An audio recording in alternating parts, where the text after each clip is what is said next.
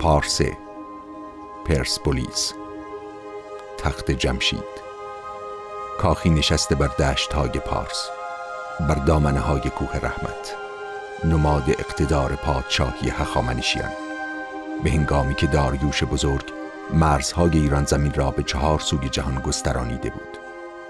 اینک اما از آن شکوه نخستین همین بازمانده است، ویرانه‌ای و فرسوده‌ای، بی سقف و دیوار و بارو.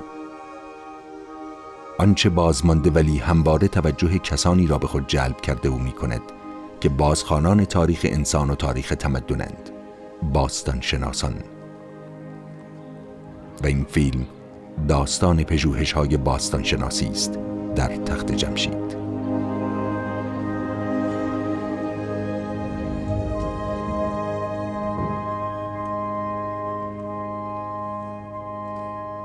کهن‌ترین توصیف تخت جمشید در زبان فارسی را میتوان در ترجمه تفسیر طبری نوشته شده در زمان سلطنت منصور ابن نوح سامانی در قرن 4 هجری جستجو کرد. بعد از آن در قرن 6 هجری در کتاب فارسنامه ابن بلخی به نام تخت جمشید برمیخوریم. و چون پادشاهی جهان به جمشید رسید، آن را به شهری کرد و این دکه 4 سوست. یک جانب در کوه پیوسته و 3 جانب در صحراست. بر سر آن دکه ستونها از سنگ خاراگ سپید به خرد کرده.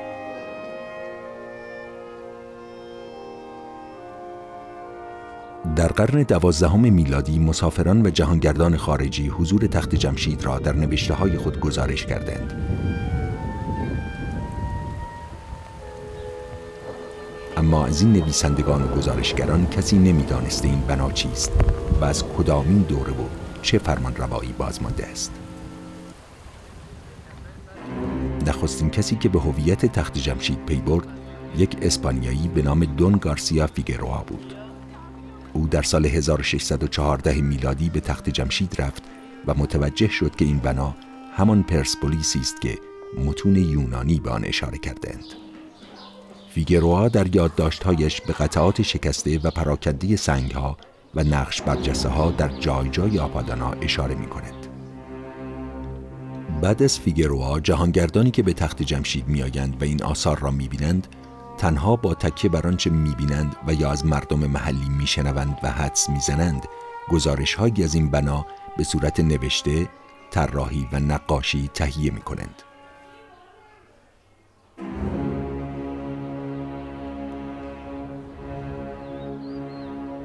در این میان آنچه بر اسرارآمیز بودن این تختگاه می‌افزود، یکی هم خطوط میخی کتیبه ها بودند. معمایی ناگشوده بازمانده از قرن‌های دیرین. نخستین گام در جهت حل معمای خط میخی اما توسط یک ایتالیایی برداشته شد. پیترو دل واله ایتالیایی در سالهای آغازین سده 17 میلادی چند کتیبه تخت جمشید را نسخه برداری می کند و با خود به اروپا می برد تا نخستین مطالعات بر روی این سنگ نبشته ها آغاز شود. به نظر می رسد این تصویر اولین طرحی است که توسط دلند فرانسوی در قرن 17 میلادی از تخت جمشید کشیده شده. بعد از آن شاردن و کمفر طرح‌های دقیق‌تر از تخت جمشید تهیه کردند. طرح‌هایی که آگاهی‌های بیشتری درباره این بنای تاریخی ارائه دادند، چندان که جهانگردان را به شناخت این سازه تاریخی علاقه‌مندتر کرد.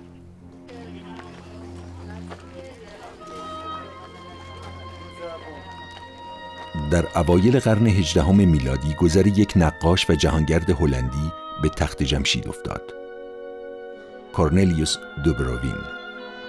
مهمترین کار او در مواجهه با تخت جمشید این بود که نقشی را از اینجا در پلکان شمالی آپادانا از میان نقوش هدیه آورندگان به سرقت ببرد. دوبروین در نوشته‌هایش مدعی شده که می‌خواسته به منتقدانش ثابت کند که به کجا رفته و چه دیده است.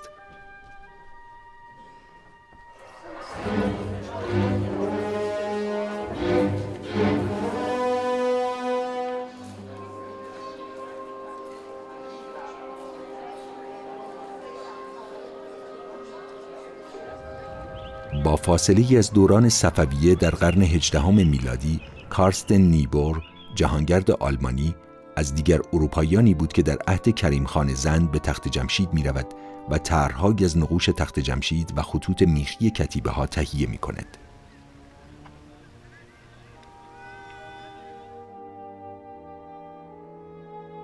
تمامی این طرح‌های فراهم شده در سده‌های 17 و 18 مجموعه‌ای تأمل برانگیز از تخت جمشید به دست می‌دهد. با این حال تا قرن 19 هنوز معمای بزرگ حل نشده بود: خط میخی سنگ نوشته‌های این کاخ، خطوطی که بیانگر اسرار مبهم این بنای دیرپا بودند. رازگشای این معما سر هنری راولینسون بود، رازی که از پس قرون حقایق دقیق و بسیاری را روشن ساخت. راولینسون سیاستمدار و شرقشناس بریتانیایی بود که در میانه قرن 19 به عهد ناصرالدین شاه قاجار در ایران اقامت داشت.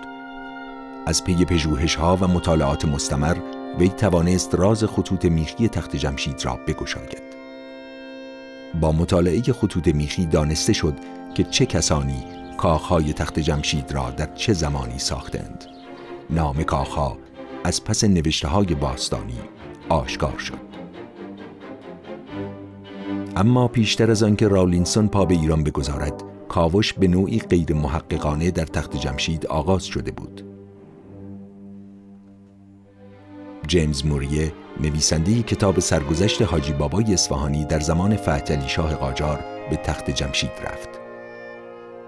او در سال 1808 میلادی برای یافتن اشیاء باستانی کاوش در تخت جمشید را آغاز کرد.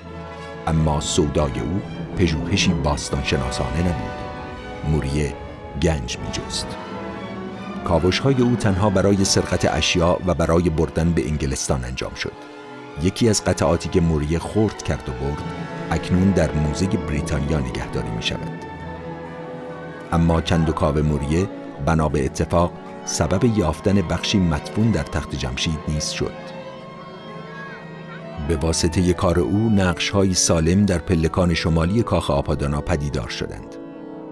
وی همچنین به شکل خاص آبراه‌های زیرزمینی تخت جمشید را جستجو کرد و به کاوش در آرامگاه اردشیر سوم هخامنشی پرداخت.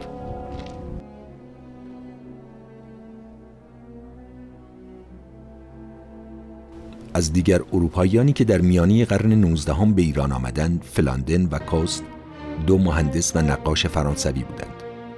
آنها نیز از آثار باستانی ایران از جمله تخت جمشید طرح‌هایی تهیه کردند. این طرح از کاخ تچر حاصل کار زن و شوهری فرانسوی است که در 2 دهه منتهی به پایان قرن 19 به ایران سفر کرده بودند. ژان دیالافوا و همسرش مارسل دیالافوا 2 مهندس و باستانشناس فرانسوی بودند که به شکلی مشخص به فعالیت در شوش تمرکز داشتند. اما پیش از آنکه کارشان را در شوش آغاز کنند، از تخت جمشید بازدید کردند. شاید بخت یار تخت جمشید بود که از چنگال حواری آنها در امان بماند. طرح‌های بازمانده از قرون قبل تنها به قلم جهانگردان و کاوشگران اروپایی نبود. این طرحی است از یک جهانگرد هندی به نام کیاش، ترسیم شده در سالهای پایانی قرن 19. طرحی از دروازه ملل. این تصاویر طرح‌های بازسازی شده از تخت جمشید حاصل کار شارل شیپیه، معمار و باستانشناس فرانسوی است. طی دورانی که از صفویه تا قاجاریه به درازا کشید، تهیه طرح‌ها و نقاشی‌های متنوع از طرف مسافران و بازدید کنندگان باعث رونق و شهرت تخت جمشید در داخل و خارج ایران شد. اما آغاز دوره جدیدی از فناوری با پدیداری دوربین عکاسی به ثبت دقیق‌تر تخت جمشید و البته به شهرت جهانیان کمک بیشتری کرد.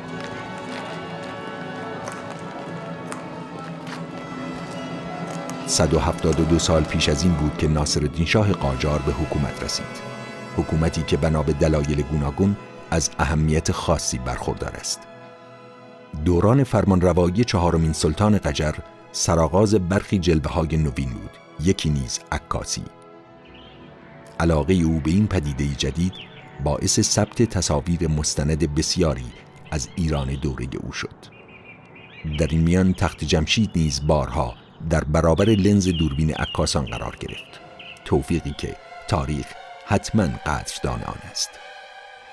به عهد ناصری افسر ایتالیایی لویجی پشه، سلطان اویس میرزا، خان بابا الحسینی و میرزا حسن عکاسباشی از عکاسان تخت جمشید بودند. همچنان که آنتوان سفریوگین، عکاس گرجی ارمنی نیز آلبومی ویژه از عکس‌های تخت جمشید برای شاه قاجار تهیه کرد که از اسناد قابل تأمل این دوران برشمرده می شود.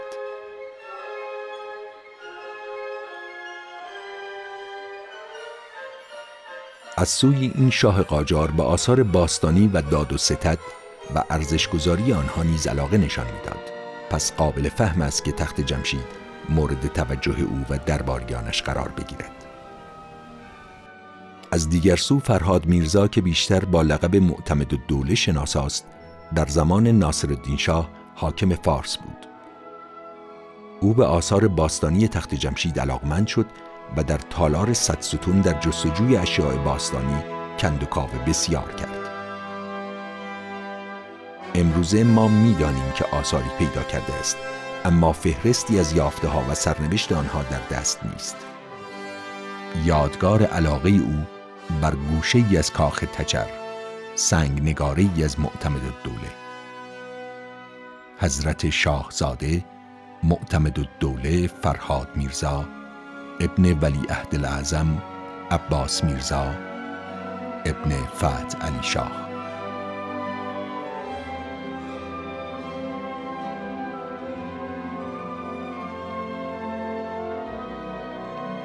در زمان قاجار تخت جمشید محل تفریح، چادرزنی، تیراندازی و البته کند و کاو می شود. فرصت الدوله شیرازی در کتاب آثار عجم نیز به تخت جمشید و کاوش‌های معتمدالدوله اشاره می کند. فرصت الدوله شیرازی نویسنده کتاب آثار عجم اولین ایرانی دلسوزی است که می‌کوشد با دانسته‌های محدودش در زمان خود گزارش و نقشه‌ای از تخت جمشید بنویسد و ترسیم کند. وی نگارش خط میخی را می‌آموزد و شروع به نقشه برداری از تخت جمشید می‌کند. نام پادشاهانی را که بنیانگذار کاخ‌ها بودند می‌نویسد و نقشه کاخ‌ها را از یکدیگر تفکیک می‌کند.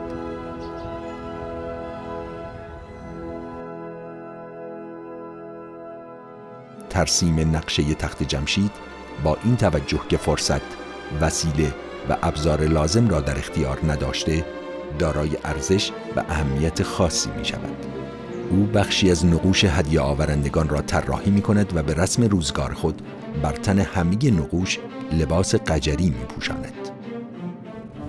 فرصت الدوله از آبراه‌های تخت جمشید نیز بازدید می کند و اوست که متوجه می شود این کانال ها مسیر هدایت آب بودند.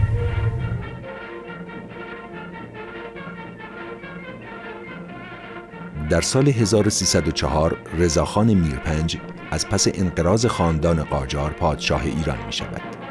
او برای ایجاد همبستگی ملی شیوهی خاص در پیش می گیرد: توجه به گذشته باستانی ایران.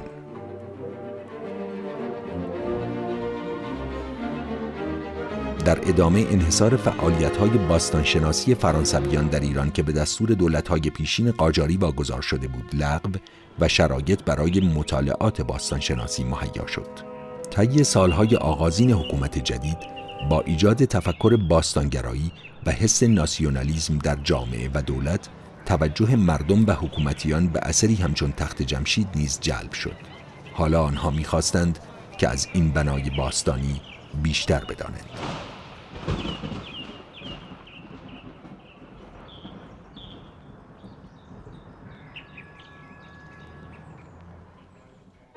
ارنست هرتزفلد، باستانشناس آلمانی. او اولین بار در سال 1284 خورشیدی در سفری زمینی از غرب وارد ایران شد. هرتزفلد از کوهساران زاگرس گذشت و اقدام به شناسایی راه‌ها کرد.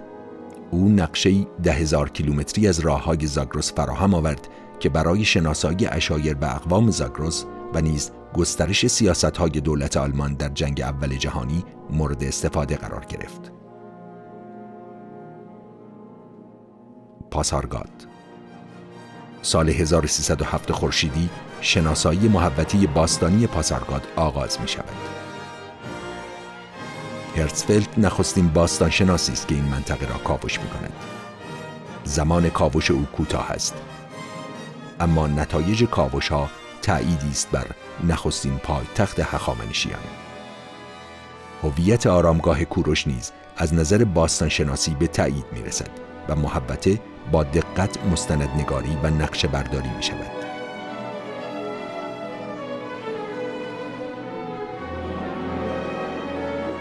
هرتزفلد پس از کاوش در پاسارگاد مذاکره برای کاوش باستانشناسی در تخت جمشید را آغاز می کند.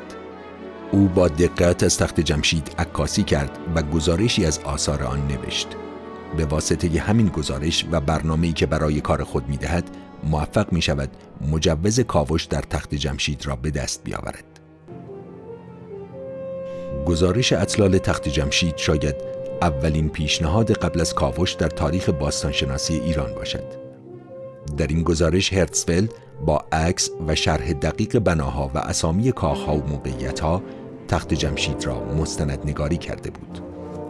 به واسطه این گزارش تلاشی 3 ساله آغاز شد تا بودجه و مجوزهای لازم برای کاوش تخت جمشید به دست بیاید. در سال 1307 خورشیدی دولت آلمان اعلام کرد که قادر به پرداخت این هزینه‌ها نیست. بنابراین هرتزفلد جیمز هنری بریستد رئیس مؤسسه شرقشناسی دانشگاه شیکاگو را برای تأمین هزینه‌های کاوش باستانشناسی تخت جمشید قانع می‌کند. در آن مقطع برآورد هزینه‌های کاوش برای هر سال $20,000 بود. پیامد این وضعیت جدید دولت ایران مجوز کاوش را در سال 1309 صادر کرد. برنامه کاوش به این قرار بود: پاک کردن فضای تخت جمشید از بقایای آثار باقی مانده، فراهم کردن ابزار برای نگهداری از بناها و بازسازی قطعه‌های پراکنده، بازسازی و نوسازی بناهای کوچک متعلق به دوره داریوش شاه و بازسازی و پاکسازی راه‌های آب.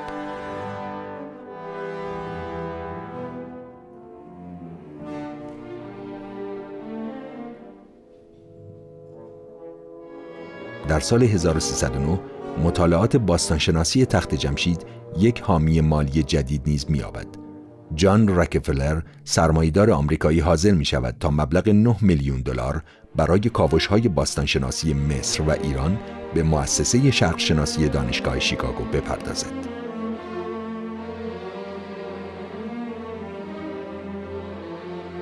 گفتنی است که بخش دیگری از هزینه‌های کاوش در تخت جمشید را این خانم به نام ادامور تأمین می‌کند.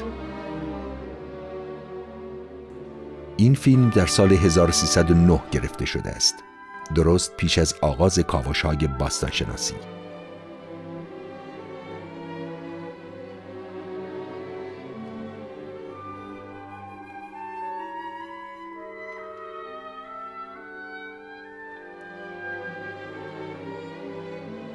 سرانجام اولین فصل کاوش تخت جمشید در سال 1310 خورشیدی شروع شد. این نخستین بار بود که یک کاوش باستانشناسی علمی در ایران انجام می گرفت. کاوش تخت جمشید با گستردگی بسیاری آغاز شد. حضور پرتعداد کارگران وسعت کاوش را نشان می دهد. هزاران کارگر طی یک دوره در این مکان بیوقفه کار می کردند.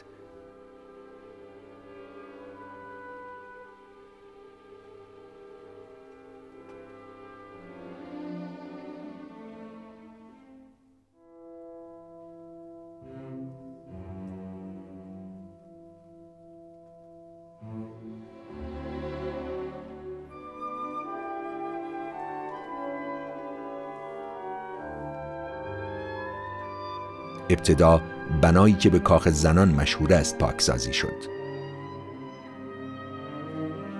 مهندس کرفتر نیز به عنوان معاون هیئت باستانشناسی در سال 1311 این بنا را بازسازی کرد. اینجا در ابتدا مکان اسکان و کار هیئت باستانشناسی بود. و اینک موزه تخت جمشید است.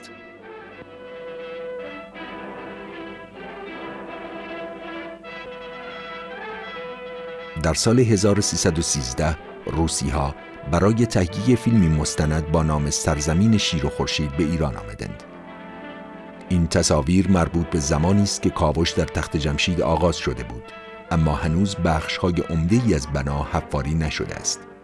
این فیلم برداری در زمانی انجام گرفته که کار کاوش باستانشناسی تعطیل است.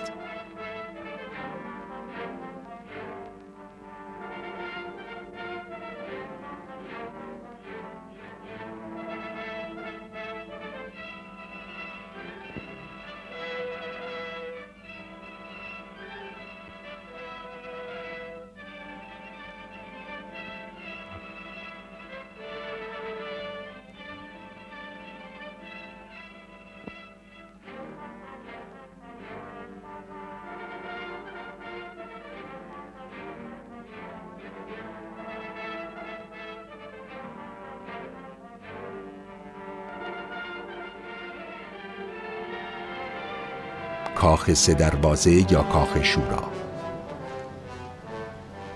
این قصر هخامنشی به نام کاخ مرکزی هم شناخته می شود. وقتی که کاوشگران ویرانه های این کاخ را خاک برداری می کردند، در ضلع شمالیان به بخش های از یک پلکان دو سوگه رسیدند. بخشی که به کاخ آپادانا ارتباط پیدا می کرد. در عکس های پیش از کاوش هیچ نشانی از پلکان در ضلع شرقی کاخ آپادانا دیده نمی شد. اما ادامه خاکبرداری در مسیر شمال کاخ شورا این پلکان عظیم را مشخص کرد.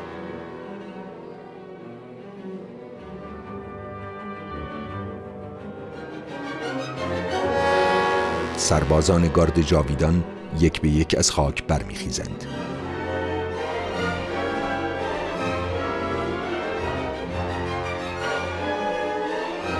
هدیه آورندگان ملت‌های تابعی شاهنشاهی هخامنشی آشکار می‌شوند و نقوشی پیدا می‌شود که حکایت از مراسمی پرتجمل و پرشکوه در 2500 سال پیش داشت. باستانشناسان به کشفی ارزشمند دست یافته بودند. بخشی از تاریخ هخامنشی پیدا شده بود.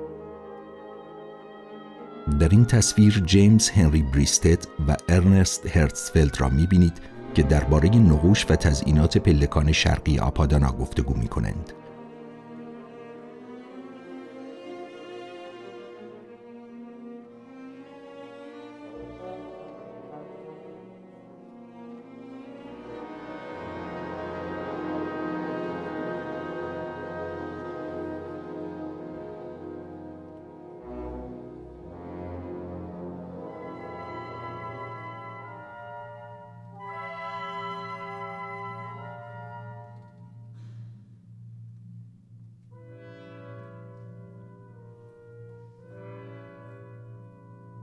سال 1311 است که اداره کل عتیقات به محمد تقی مصطفوی حکم می‌دهد که برای نظارت بر کاوش‌های تخت جمشید به شیراز سفر کند. در همین سال هرتزفلد دروازه ملل را می‌کاود و طرحی دقیق از این دروازه تهیه می‌کند. بعد از آن نیز کاوش در تالار شورا یا کاخ سه دروازه را تکمیل می‌کند.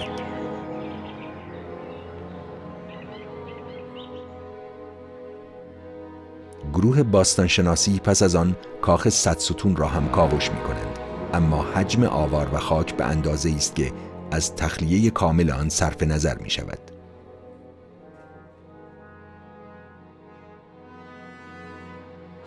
پس از آن نیز تپه جی که مرتفع ترین بخش تخت جمشید است را بررسی و کاوش می کنند.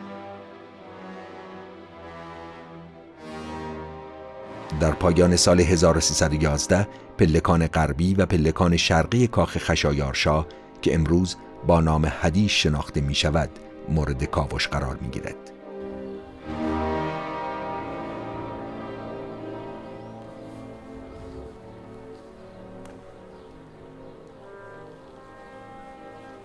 فردریش کرفتر، مهندس معمار، اهل برلین، معاون هرتزفلد. باستانشناسی زیرک و باهوش، نقاشی خوش سلیقه و هنرمند، عکاس، و یک طراح زبردست. کرفتر طرح‌های بی‌نظیر و دقیق از تخت جمشید می‌کشد. او به واسطه محاسبه و طراحی دقیق هر کدام از کاخ‌ها را همانند زمان داریوش، خشایارشا و اردشیر ترسیم کرد. طرح‌های بازسازی کرفتر بعدها مبنایی شد برای ساخت فیلم‌های انیمیشن و ماکت از تخت جمشید.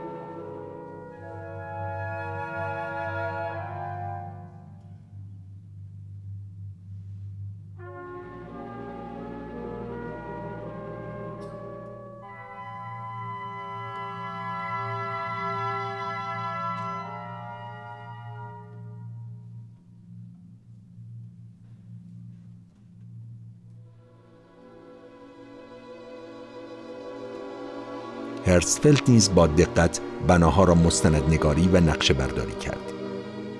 اینها نمونه‌هایی از طرح‌ها و مستندنگاری‌های هرتزفلد است. نقشه‌ای از کاخ زنان که امروز با عنوان حرمسرا شناخته می‌شود. طرح پلکان ورودی به دروازه خشایارشا یا دروازه ملل، نشان اهورامزدا، نقشه کاخ تچر و یادداشت‌ها و نوشته‌های روزانه او از یافته‌ها و بررسی‌های علمی. شهریور ماه سال 1312 خورشیدی است. اعتبار کاوش تمام شده. پول نیست و کارگران بیکارند. هرتزفلد برای مرخصی به آلمان می‌رود.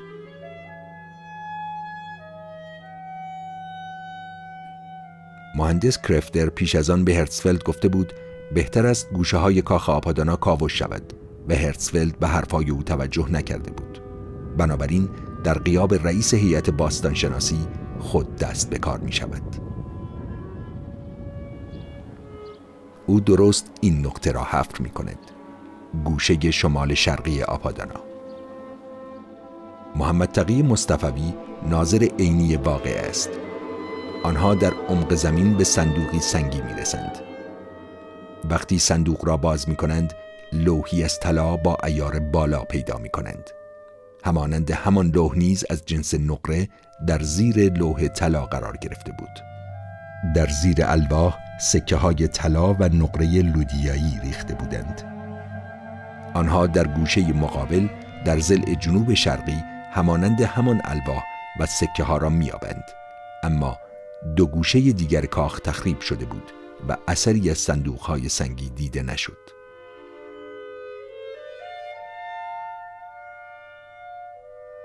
اکنون الواح زرین و سیمین داریوش در موزه ایران باستان نگهداری می شوند. بر روی این لوح حدود جغرافیایی ایران نوشته شده است. داریوش بر این لوح خود و خاندانش را معرفی می کند و ملت‌های تحت سیطره‌اش را با سرزمین‌هایشان نام می برد. این لوح سند ایران آن روزگار است. گویی داریوش شاه با زیرکی این سند را در پی کاخ آپادانا همانند معمایی مخفی کرده بود تا پس از 2500 سال زیرکی دیگر چون کرفتر باستانشناس پرده از راز آن بردارد. خبر پیدا شدن این الواح در اخبار جهان باستانشناسی پیچید و تیتر روزنامه ها شد. شگفتان که در اواسط دهه 70 خورشیدی یکی از این الواح در موزه ایران باستان مفقود شد.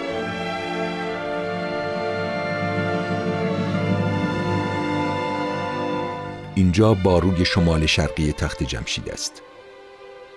در سالهای 1312 و 13 وقتی که خاکهای حیات کاخهای آپادانا و صدستون را از اینجا بیرون می بردند، در میان یکی از این اتاقها 30,000 لوح و قطعه لوح گلی را یافتند. این الواح بایگانی راکد کتابخانه و اسناد تخت جمشید در زمان داریوش بود. متن این تابلت ها درباره دریافت ها و پرداخت های کارگران تخت جمشید است.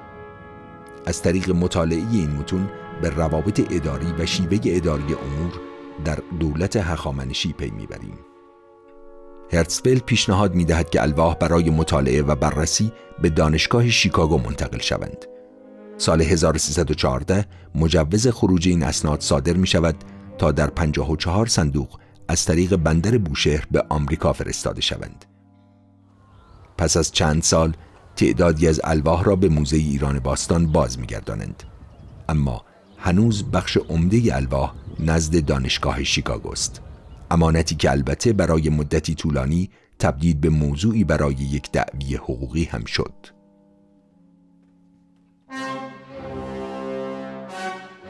در سال 1312 بود که جیمز هنری بریستد با یک هواپیمای اختصاصی به ایران می‌آید و مستقیم به تخت جمشید می‌رود تا از کاوش‌ها بازدید کند.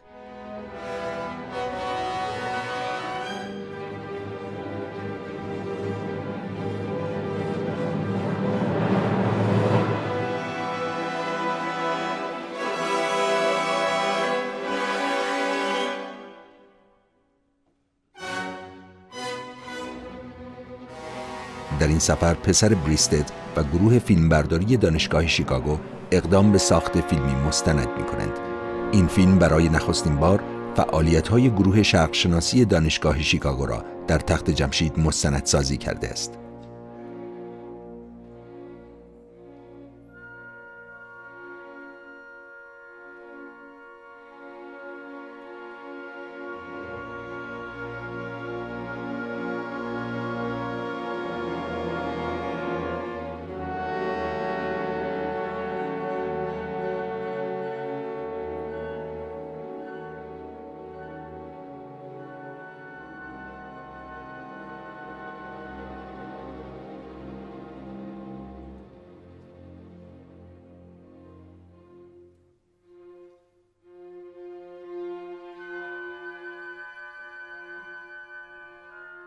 هرتزفلد اما در ادامه کار خود با مشکلاتی نیز مواجه شد.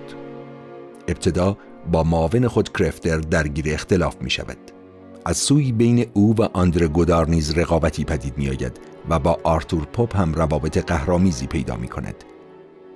بدتر از اینها به میزان زیادی پشتیبانی‌های دولت و سیاستمداران را نیز از دست می دهد، به خصوص حمایت گراف فون در شولنبرگ سفیر آلمان در تهران را، همان سیاستمداری که بعدها در طرح سوء قصد نافرجام به هیتلر دستگیر و اعدام شد. این سنگ نوشته بر دروازه خشایارشاه از او به یادگار مانده است. هرتزفلد 2 قطعه سنگ از تخت جمشید را به ولیعهد سوئد هدیه می دهد. این نامه نمونه ای از نامه‌نگاری‌های اداری درباره اقدام هرتزفلد در بیرون بردن اشیاء عتیقه لابلای لوازم شخصی ولیعهد سوئد است. این کار برای هرتزفلد بسیار گران تمام می شود. این رخداد و همه آن اتفاقها باعث تزلزل موقعیت او در ایران شد. از طرفی حزب نازی در آلمان به قدرت رسیده و هرتزفلد ناخواسته متهم به جرم یهودی بودن شده بود. همکارش لانگستورف برایش پرونده سازی کرده بود. در این هنگامه روابط حکومت ایران و آلمان نازی نیز گسترش پیدا می کند. پس کار هرتزفلد تمام است. چندی بعد هرتزفلد را هنگام خروج از مرز ایران با اشیاء باستانی که متعلق به خودش بود دستگیر می کنند. این اشیاء مربوط به تخت جمشید نبود، اما در سوء ظن نسبت به هرتزفلد مؤثر افتاد و این چنین پرونده او برای همیشه در ایران و تخت جمشید بسته می شود. این نامه وزارت معارف درباره خروج اشیاء عتیقه توسط هرتزفلد است.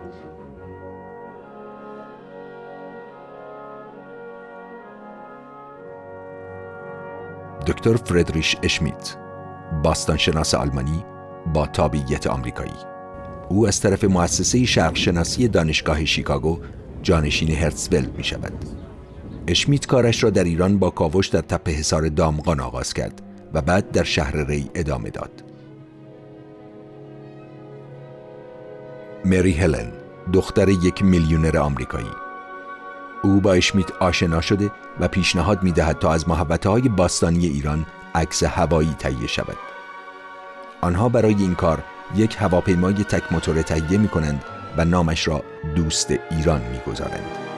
پس این هواپیما وسیله رفت آمد اشمیت می‌شود میان 2 محوطه باستانی ری و تخت جمشید.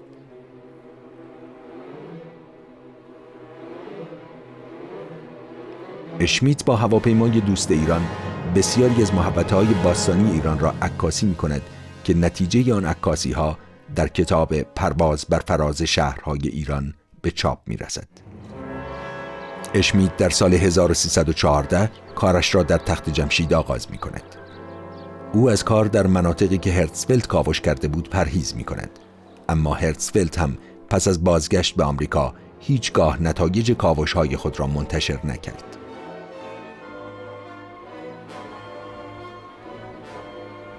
اشمیت ابتدا به سراغ باروی شمال شرقی و تکمیل کاوش‌های آن می رود و در جریان تکمیل کاوش‌های باستانشناسی به 7 لوح سنگی برمیخورد. این الواح سنگی مربوط به دوران خشایارشا است.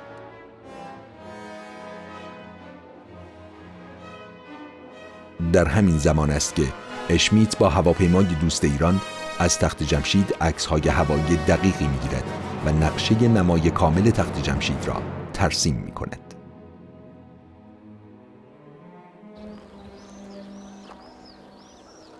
اینجا خزانه تخت جمشید است.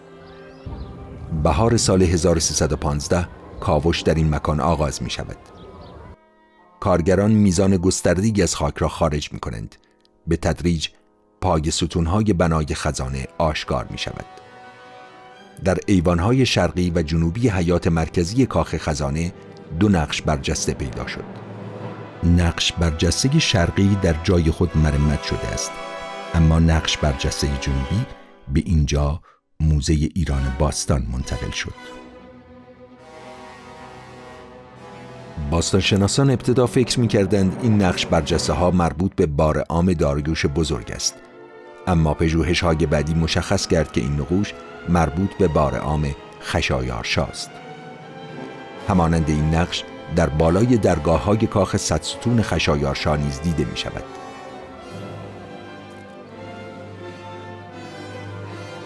اشمیت علاقه‌مند بود که این نقش صدمه دیده را به دانشگاه شیکاگو ببرد، اما با مخالفت دولت ایران مواجه شد. بعدها ایتالیایی‌ها نقش را مرمت کردند.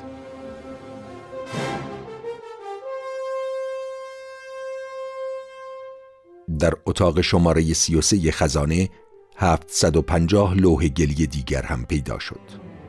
این الواح نیز همانند الواح باروی شمال شرقی حامل اطلاعات اداری و مالی و نحوه نظارت بر امور هستند. تمام الواح با خط ایلامی نوشته شدند. این الواح اکنون به عنوان الواح خزانه تخت جمشید شناخته می شوند. جورج کامرون این الواح را ترجمه و ریچارد هالاک نیز متن آن را تصحیح کرده است.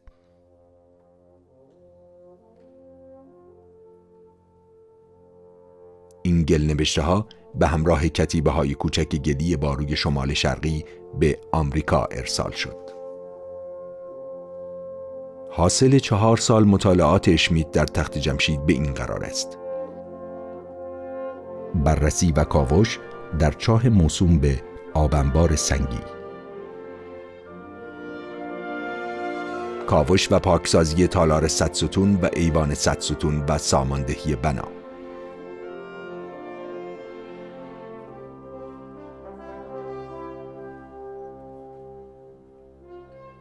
پاکسازی جبهه شمالی کاخ آپادانا،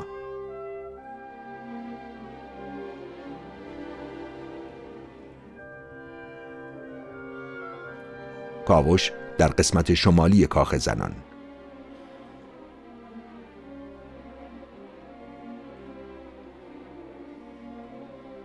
تعمیر و مرمت بناها،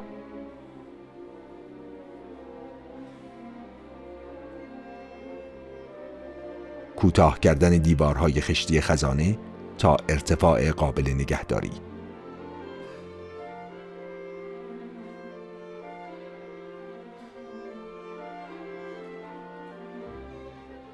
اما بالاخره در سال 1318 با شروع جنگ دوم جهانی عملیات کاوش در تخت جمشید متوقف شد. اشمیت به رغم مخالفت‌های دولت ایران موفق می شود مجموعی از اشیاء را که سهم مؤسسه شرقشناسی است با تلاش فراوان بسته‌بندی کند تا به شیکاگو فرستاده شوند. آخرین محموله اشیا در چند کشتی بارگیری شدند، اما یکی از کشتی‌های حامل این گنجینه تاریخی پیش از آن که به آمریکا برسد در دریای کارائیب توسط زیردریایی آلمانی غرق شد و به این صورت تمامی اشیاء گرانبهای آن نیز از دست رفت. به تاریخ دی ماه سال 1318 هواپیمای دوست ایران به انجمن هواپیمایی ملی ایران اهدا شد. از سرنوشت این هواپیما هیچ اطلاعی در دست نیست.